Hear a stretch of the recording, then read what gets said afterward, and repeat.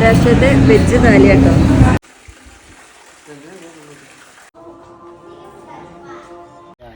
Broccoli, പിന്നെ violet cabbage, cauliflower, അങ്ങനെ ഇഷ്ടം പോലെ സംഭവം കണ്ടിട്ട് ഇതിനിടയിൽ നല്ല.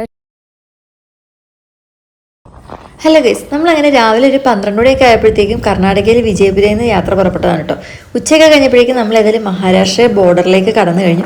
ഉടനെ വഴിയിലൊക്കെ ധാരാളം കാറ്റാടി യന്ത്രങ്ങളൊക്കെ കാണുന്നുണ്ട് കേട്ടോ. ചെന്നൈയിൽ നിന്ന് ആരംഭിച്ചുള്ള നമ്മുടെ 17 ദിവസത്തെ ബൈക്ക് ട്രിപ്പിന് 4ാമത്തെ ദിവസമാണ്. അപ്പോൾ വീഡിയോസ് ആദ്യമായിട്ട് ആരെയും കാണുന്നുണ്ടെങ്കിൽ ഇഷ്ടപ്പെടുകയാണെങ്കിൽ ലൈക്ക് ചെയ്ത് സബ്സ്ക്രൈബ് ചെയ്ത് സപ്പോർട്ട് ആക്കാൻ മറക്കല്ലേ. നമ്മൾ ഉച്ചയ്ക്ക് ഭക്ഷണം കഴിക്കാൻ വേണ്ടി കയറിയതാണ് കേട്ടോ. മഹാരാഷ്ട്രത്തെ വെജ് താലി കേട്ടോ. ഇത് പപ്പടമല്ലേ? പപ്പടം ഉണ്ട്, ചപ്പാത്തി ഉണ്ട്, ഇവിടേക്ക് വേണ്ട, അച്ചാറുണ്ട്, സവോളയുണ്ട്, നാരങ്ങയുണ്ട്, തൈരുണ്ട്. ഇതെന്തായിരുന്നു? റൈത്ത, അതായത് കുക്കുംബറും തൈരും കൂടെ ഒക്കെ ചേർത്തൊരു സാധനം. ഇത് ദാല് കറി ഉണ്ട്. പിന്നെ ഇത് ചെറുപയർ മുളപ്പിച്ച കറിയാണ്, മുളപ്പിച്ച്. ഇത് എന്തോ ഗ്രീൻ ബീൻസും ക്യാരറ്റും ഒക്കെ ഇട്ടിട്ടുള്ള ഒരു മിക്സ്ഡ് കറി. ചോറില്ലെന്നാണ് വിചാരിച്ചത്, പക്ഷെ ചോറ് ഇപ്പോൾ വരും, ചോദിച്ചിട്ടുണ്ട്. ചോറ് വന്നിട്ടുണ്ട്. ചോറില്ലെന്ന് കരുതിയെന്ന് പേടിച്ചിരിക്കുകയായിരുന്നു. അങ്ങനെ നമ്മൾ നല്ലൊരു മഹാരാഷ്ട്ര താലി കഴിച്ചു കേട്ടോ. നല്ല വെറൈറ്റി കറികളൊക്കെ ആയിരുന്നു. അങ്ങനെ ഭക്ഷണമൊക്കെ കഴിച്ച ശേഷം നമ്മൾ പിന്നെ യാത്ര തുടരുകയാണ്. ഇന്ന് നമുക്ക് രാത്രി ആകുമ്പോഴേക്കും മഹാബലേശ്വർ എന്ന സ്ഥലത്തേക്ക് എത്തണം എന്നുള്ളതാണ് ലക്ഷ്യം. അങ്ങനെ സന്ധ്യയൊക്കെ കഴിഞ്ഞ് നമ്മൾ ഏതായാലും ചുരം കയറാൻ തുടങ്ങി. മഹാരാഷ്ട്രയിലെ ഒരു നല്ലൊരു ഹിൽ സ്റ്റേഷനാണ് മഹാബലേശ്വർ എന്ന് പറയുന്നത്. ധാരാളം ചുരമൊക്കെ കയറി പോകാനുണ്ടായിരുന്നു കേട്ടോ. വൈകുന്നേരം ആയപ്പോഴത്തേക്കും നല്ല തണുപ്പാണ്. ഊട്ടിയിലും കൊടൈക്കനാലൊക്കെ ചെന്ന പോലത്തെ ഒരു അവസ്ഥയായിരുന്നു കേട്ടോ. പിന്നെ നല്ല ബ്ലോക്കുമാണ് വഴിയിൽ. അങ്ങനെ നമ്മൾ ഒരു വിധത്തിൽ ഈ ഒരു സ്പോട്ടിലെത്തി കഴിഞ്ഞപ്പോൾ ഏതായാലും റൂം എടുക്കാമെന്ന് കരുതി. നമ്മൾ നേരത്തെ ബുക്ക് ചെയ്തുകൊണ്ട് നമുക്ക് റൂമൊക്കെ കിട്ടാൻ നല്ല പാടായിരുന്നു കേട്ടോ. നമ്മളങ്ങനെ മഹാബലേശ്വരത്തേക്ക് പോകുന്ന വഴിയിൽ രാത്രിയിലായിരുന്നു ചുരം കയറി വന്നത്. കൈയും കാലൊക്കെ ആകെ മരച്ചൊരവസ്ഥയിലാണ് കേട്ടോ. അപ്പോൾ ഭയങ്കര തണുപ്പായതുകൊണ്ട് ഇനി മുന്നോട്ട് പോകാൻ കഴിയാത്തതുകൊണ്ട് തന്നെ സൈഡിൽ കണ്ട ഒരു ഹോട്ടലിൽ റൂം എടുത്തു. ഇവിടെയൊക്കെ റൂം ബുക്കാണ്. നമ്മൾ നേരത്തെ ഒന്നും ബുക്ക് ചെയ്യാത്തതുകൊണ്ട് ഒരു സിംഗിൾ റൂം ഒരു വിധത്തിൽ കിട്ടിയിട്ടുണ്ട്. അതുകൊണ്ട് പിന്നെ ഇന്ന് ഇവിടെ സ്റ്റേ ചെയ്യാൻ പോകും. അങ്ങനെ നമ്മൾ റൂമിലെത്തി ലഗേജൊക്കെ വെച്ച് ഒന്ന് ഫ്രഷ് ആയ ശേഷം ഭക്ഷണം കഴിക്കാൻ വേണ്ടി പോകാൻ കേട്ടോ. കൈയൊക്കെ ആകെ മരച്ചിട്ട് അനക്കാൻ പറ്റാത്തൊരവസ്ഥയിലാണ്. കൈയൊക്കെ ആകെ മരവിച്ച അവസ്ഥയാണ്. അങ്ങനെ നമ്മൾ താഴെ ചെന്ന് ഭക്ഷണം കഴിച്ചിട്ടു. ചപ്പാത്തിയും പനീർ കറിയൊക്കെയാണ് കഴിച്ചത്. അങ്ങനെ ഫുഡൊക്കെ കഴിച്ച് ഇന്ന് നമ്മൾ നല്ല രീതിയിൽ റെസ്റ്റ് എടുത്തിട്ടോ. ഇനി നമ്മൾ കാണാൻ പോകുന്നത് നാളെ രാവിലത്തെ കാര്യങ്ങളാണ് കേട്ടോ. രാവിലെ തന്നെ നമ്മളങ്ങനെ റെഡി ആയിട്ട് ഇറങ്ങുകയാണ്. ഇവിടെ നല്ല കോടയൊക്കെ മൂടി കിടക്കുന്ന പോലത്തെ ഒരു ക്ലൈമറ്റാണ് കേട്ടോ. അങ്ങനെ നമ്മൾ ആദ്യം തന്നെ പോകുന്നത് മഹാബലേശ്വർ ക്ഷേത്രത്തിലേക്കാണ് കേട്ടോ.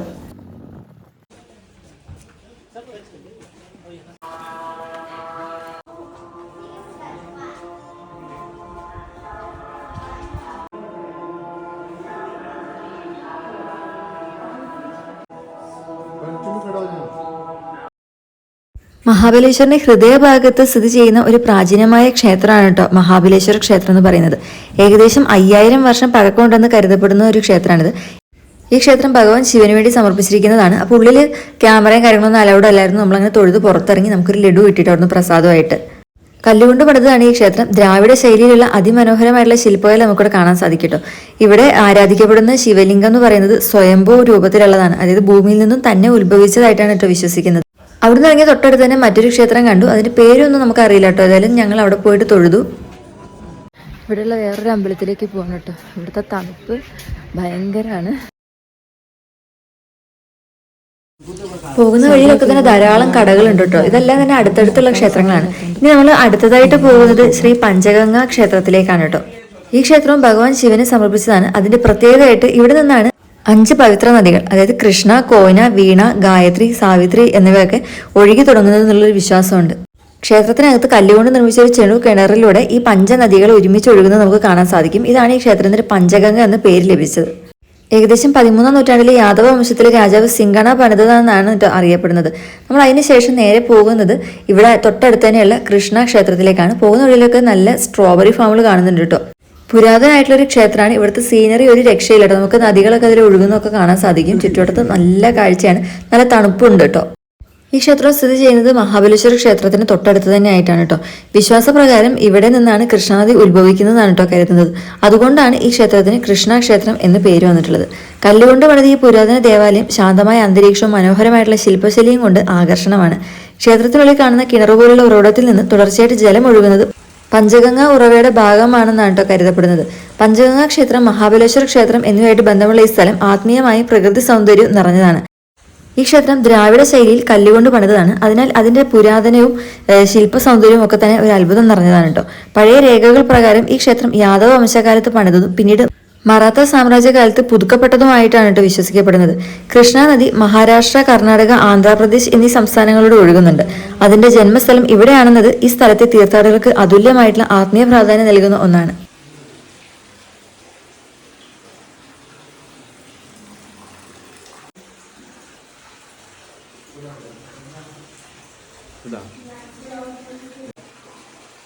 ക്ഷേത്രത്തിലെ കാഴ്ചകളൊക്കെ കണ്ടു കഴിഞ്ഞപ്പോൾ നമ്മൾ ഏതായാലും വന്ന സ്ഥലത്ത് തന്നെ ഒരു ഹോട്ടലിൽ ഫുഡ് കഴിക്കാണ്ടി കയറിയതാണ് കേട്ടോ. അപ്പോൾ അവരുടെ അവിടെ അതിനോട് ചേർന്നിട്ട് തന്നെ ഒരു ചെറിയ ഗാർഡൻ ഉണ്ട്. അപ്പോൾ അവിടെ ഇഷ്ടം പോലെ വെജിറ്റബിൾസും സ്ട്രോബെറി ഒക്കെ തന്നെ കൃഷി ചെയ്യുന്നുണ്ട് കേട്ടോ. അപ്പോൾ അത് കണ്ടുകൊണ്ട് നമ്മൾ നടക്കുകയാണ്.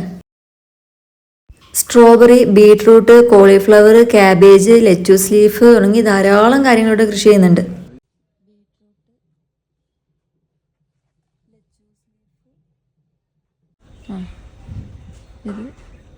ലെറ്റൂസ് ലീഫ്, ബീട്രൂട്ട്, ക്യാബേജ്,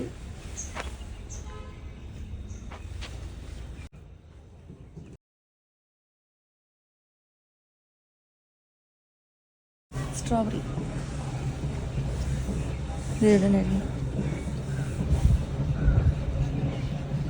നമ്മളിവിടെ ബ്രേക്ക്ഫാസ്റ്റ് കഴിക്കാൻ ഒരു കടയിൽ കയറിയതാ കേട്ടോ. അപ്പോൾ അവിടെയാണ് ഇതുപോലെ കുറച്ച് ഗാർഡൻ കണ്ടത്.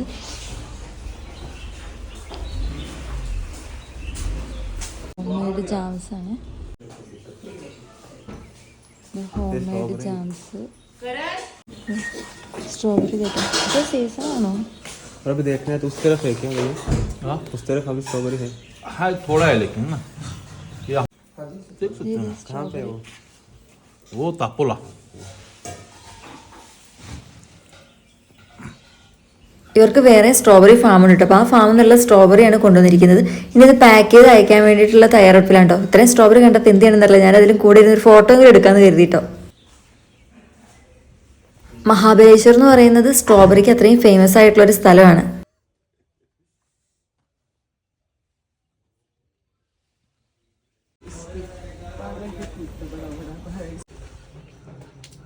टेस्ट तो आना चाहिए ना, पूरा पत्ता ही तोड़ो ना थोड़ा। इसका तुम जूस पीएंगे ना अभी सुबह में तो बहुत अच्छा देते, पालसर भी करके देते पत्ता। मेरी लड़की दे रहे तुम्हें बताती। मैं तो चने से हाँ चिन्ने പെരിഞ്ചീരകമാണോ? പെരിഞ്ചീരകമാണോ? हम लोग उमर गाँव से आए പെരിഞ്ചീരകത്തിന്റെ तो बहुत अच्छा अपनी तबीयत के लिए पालसर ली जाता है। अभी देखो कितनी पालसर, अभी ये सब पत्ते जाएंगे। मेथी पराठा രാവിലെ നമ്മളങ്ങനെ ബ്രേക്ക്ഫാസ്റ്റ് ആയിട്ട് മേത്തി പൊറോട്ട കഴിച്ചു. പിന്നെ അവിടെയുള്ള കുറച്ച് ജാമുകളൊക്കെ നമ്മൾ ട്രൈ ചെയ്ത് നോക്കുകയാണ്.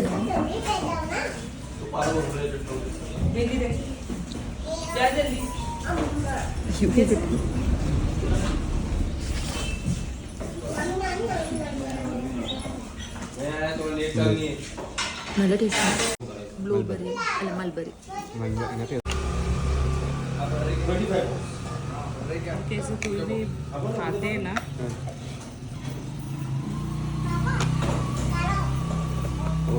नेम चेंज कर दिया മൽബെറി.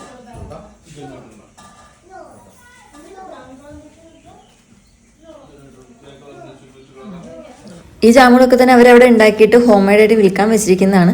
അങ്ങനെ നമ്മൾ ഭക്ഷണമൊക്കെ കഴിച്ച ശേഷം അതിന് നേരെ ഓപ്പോസിറ്റ് ഉണ്ടായിരുന്ന സ്ട്രോബെറി ഫാമിൻ്റെ ഉള്ളിൽ വിസിറ്റ് ചെയ്യാൻ വേണ്ടി കയറുകയാണ്.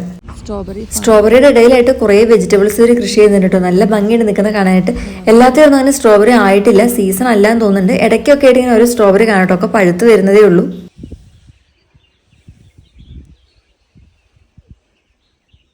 നമ്മൾ ഫാമിൻ്റെ ഉള്ളിലേക്ക് പോവാണ് കേട്ടോ. സൈഡിലൊക്കെ അതേ സ്ട്രോബെറി ഉണ്ടായി നിൽക്കുന്നുണ്ട്. താഴെ ലെറ്റൂസ് ലീഫും കോളിഫ്ലവറും ക്യാബേജൊക്കെ ഉണ്ട്. ഇതിൽ തൊടാതിരിക്കാനും പറിക്കാതിരിക്കാനും ഇത് പറിക്കാൻ പാടില്ലല്ലോ, കറണ്ട് കണക്ഷൻ കൊടുത്തിട്ടുണ്ട്. തൊട്ടാ ഷോപ്പ് അടിച്ചു നോക്ക്. വലിയൊരു കിണറാണ് അതിൻ്റെ പുറകിൽ.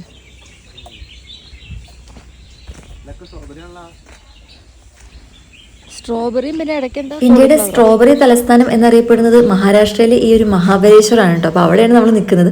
അപ്പോൾ ഫുൾ എവിടെ നോക്കിയിട്ടുണ്ടെങ്കിൽ സ്ട്രോബെറി ആണ് ഇവിടെ കാണാൻ സാധിക്കുന്നത്. ഇവിടുത്തെ ഒരു ക്ലൈമറ്റും ഇവിടുത്തെ ഒരു മണ്ണും ഒക്കെ അതിൻ്റെ വളർച്ചയ്ക്കായിട്ട് ഭയങ്കര അനുകൂലമായിട്ടുള്ളതാണ് കേട്ടോ. വെള്ളരിക്ക, പക്ഷെ നമ്മുടെ നാട്ടിലെ വെള്ളരിക്ക പോലെ അല്ലല്ലോ. വെള്ളരിക്ക ഇങ്ങനെയാണ് പൂവൊക്കെ ചെടി. ശരിയാ, വെള്ളരി അല്ല, വേറെന്തോ ഒരു ഷേപ്പാണ്. മറ്റേ ടൈപ്പ് വെള്ളരിക്കടി ഇത്. ഏതാ? വെള്ളരിക്ക ചെടി ഇങ്ങനെയാ.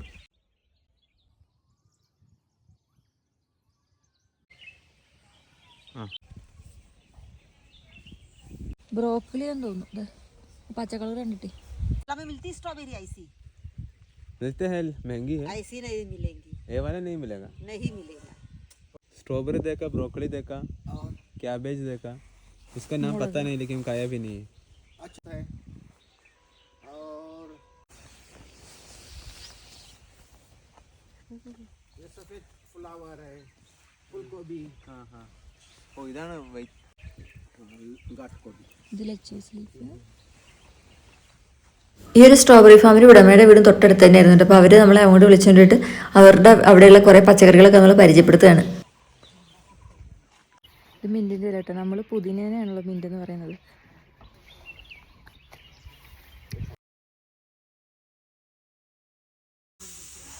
तुम खाओ बाद में, है ना बेटा. शक्कर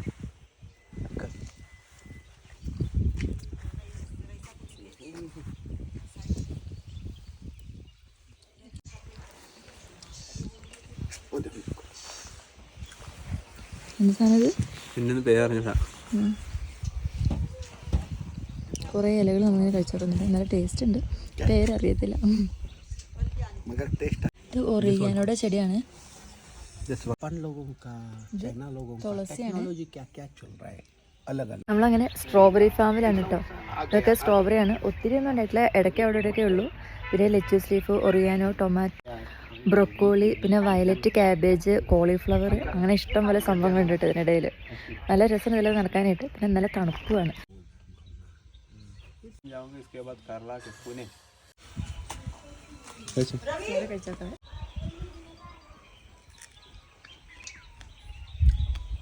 നല്ല ടേസ്റ്റ്. നമ്മൾ കടയിൽ നിന്നൊന്നും വാങ്ങുന്നില്ല, നല്ല ഫ്രഷ് സാധനം.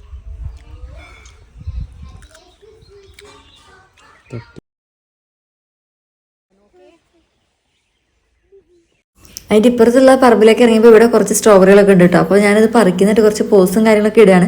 ഇവിടെ നമ്മൾ സ്ട്രോബെറിനെ പിക്ക് ചെയ്യുന്നതും കഴിക്കാനൊക്കെ ഉള്ള അവസരങ്ങളൊക്കെ ഉണ്ട് കേട്ടോ.